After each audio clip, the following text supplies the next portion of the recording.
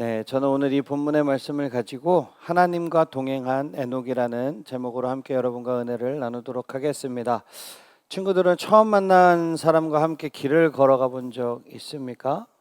네.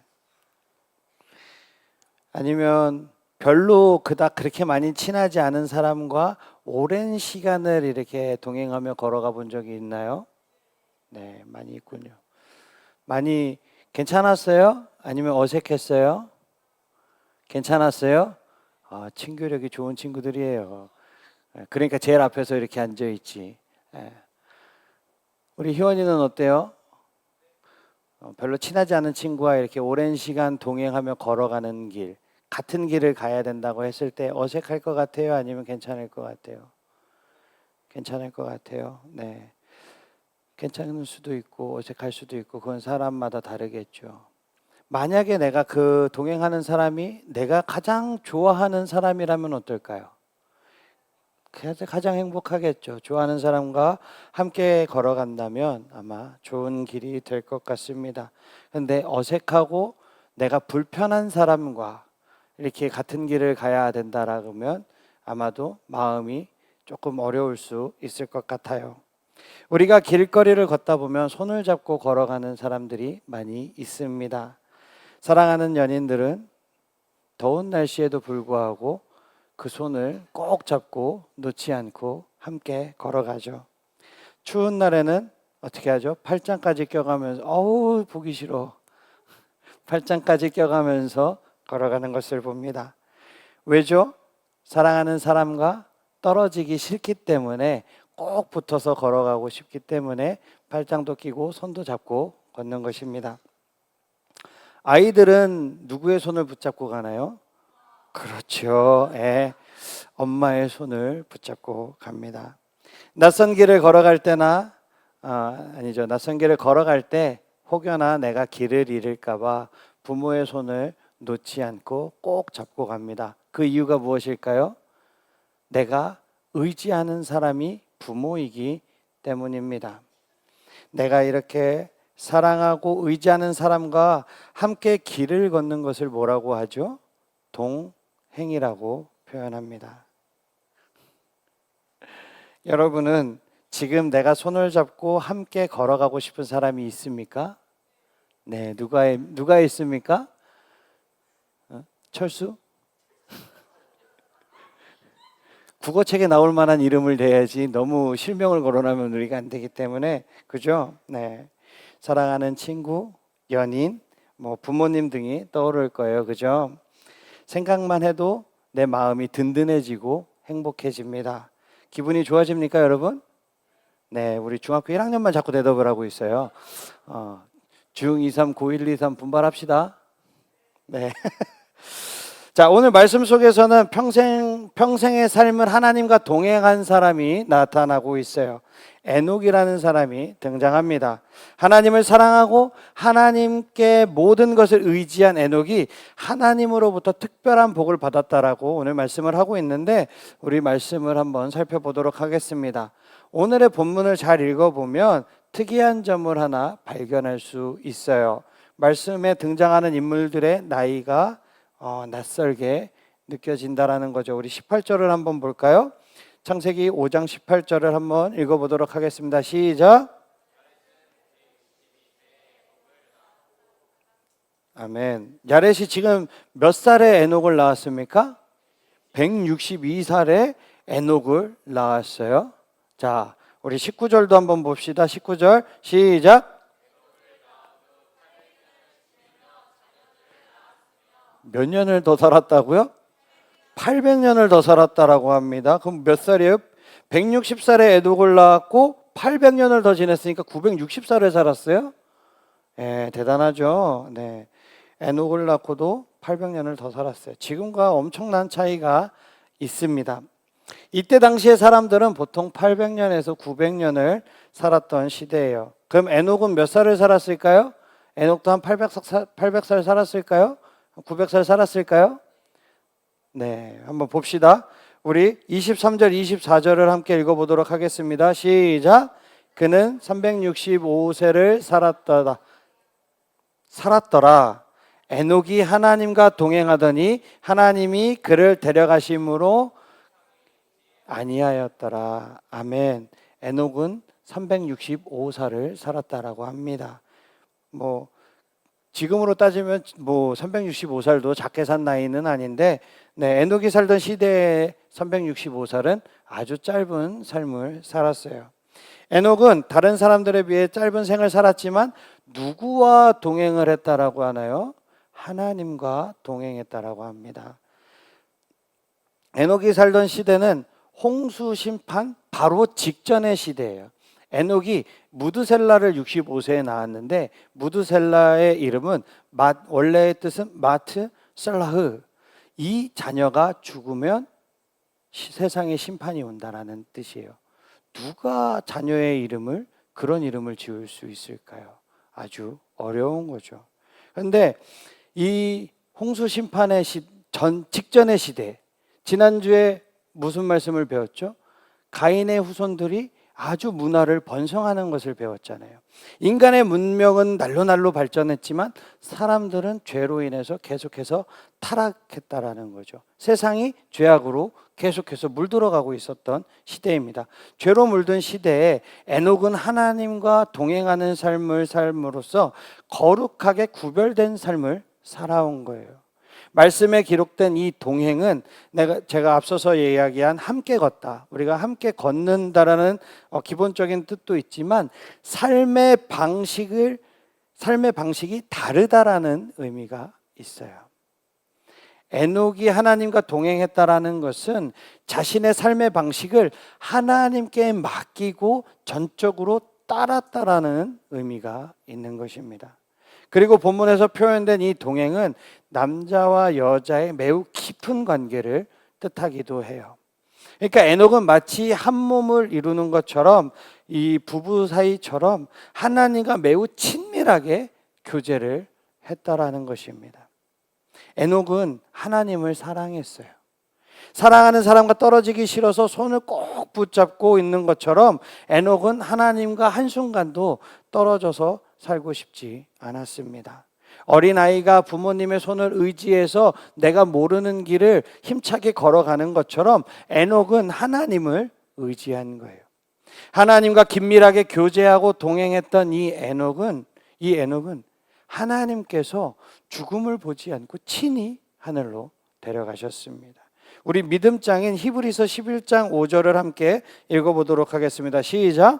믿음으로 에녹은 죽음을 보지 않고 옮겨졌으니 하나님이 그를 옮기심으로 다시 보이지 아니하였느니라. 그는 옮겨지기 전에 하나님을 기쁘시게 하는 자라 하는 증거를 받았느니라. 아멘.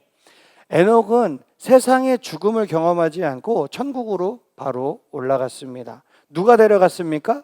하나님이 직접 데려간 거예요. 세상 사람들은 이 땅에서 오래 산 사람들을 보고 뭐라 그러죠? 복이 있는 사람이라고 이야기합니다. 에녹은 이 당시 사람들에 비하면 짧은 인생을 살았어요. 그러면은 복을 받지 못한 삶을 살았던 것일까요? 에녹은 죽음을 보지 않고 하나님 나라로 바로 들어가는 커다란 축복을 받은 거예요. 에녹은 왜 이토록 특별한 축복을 하나님께 받은 것일까요? 히브리서 기자는 아까 히브리서 11장 5절 맨 처음에 뭐라 그랬죠? 믿음으로 하나님을 기쁘시게 했다라고 말씀하고 있습니다. 에녹에게는 믿음이 있었어요.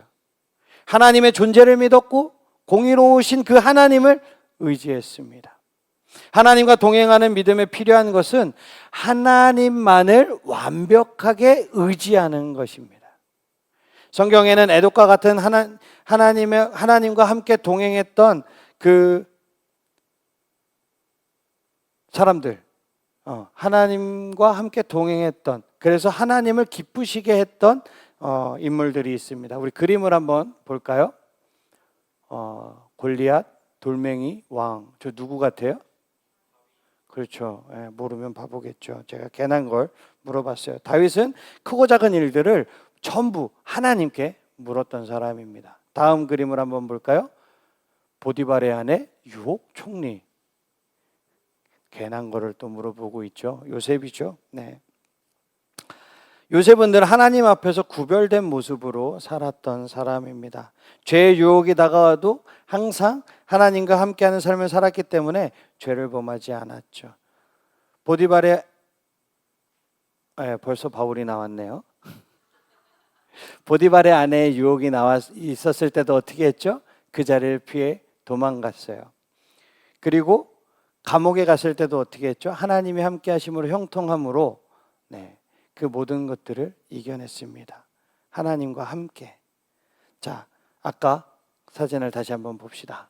전도여행 내가 아까 이거 정답을 나도 모르게 이야기했는데 누구라고요 이게? 네, 바울입니다. 네, 복음을 전하기 위해 전도여행을 떠났던 바울입니다. 바울은 항상 하나님의 말씀을 가까이 하면서 살았어요. 그리고 성령의 인도하심을 따라 살아왔습니다. 하나님과 동행하며 살아간 것이죠. 에녹과 이 세 명의 인물은 공통점이 있습니다. 무엇일까요? 무엇일까요? 맞춰볼 수 있는 사람. 모두 하나님과 동행함으로 하나님을 기쁘시게 했다라는 거죠. 이들은 하나님만을 의지했어요. 하나님께서는 믿음으로 동행하는 이들을 보면서 기뻐하셨다라는 거예요. 여러분들은 어떤가요? 하나님이 보시기에 기쁘시게 하는 그런 행동들을 하고 있습니까? 무슨 행동을 하고 있습니까? 무슨 삶을 살아가고 있습니까? 나도 모르게 그냥 대답을 했나요? 나는 얼마나 하나님과 동행하며 살아가고 있을까라는 이 질문에 우리가 고민을 좀 해보면서 제가 God is Speaking이라는 영상을 준비했습니다. 이 영상을 보면서 한번 고민하는 시간을 가지면서, 이게 자막이 없거든요. 내용을 잘 보면서, 우리 영어 다 배웠죠? 영어 한번 보도록 하겠습니다. 한번 봅시다.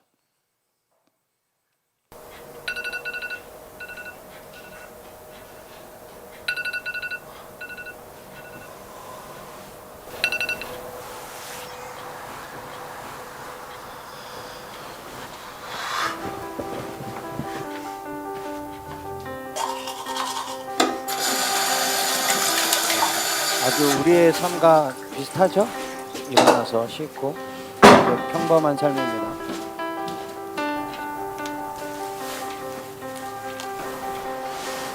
근데 뭐가 자꾸 보여요? 그죠? 포스트잇이 하나씩 보입니다. Yeah. So I should be in the next hour or so. Yeah. No, absolutely no problem. We'll get it sorted. No, I've already spoken to them, and they said it would be fine. So. Okay. Yeah. 지금 무언가가 적혀 있죠, 이 포스트잇에.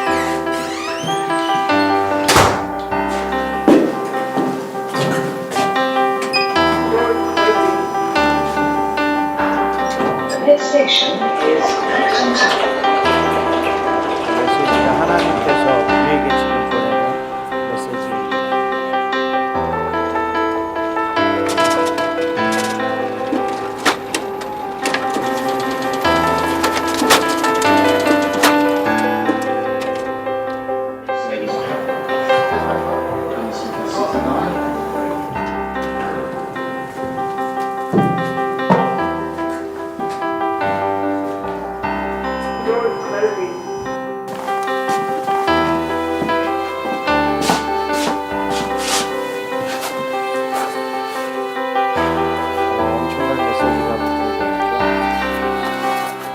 메시지는 안 보이고 여러분들도 픽셀만 보여요?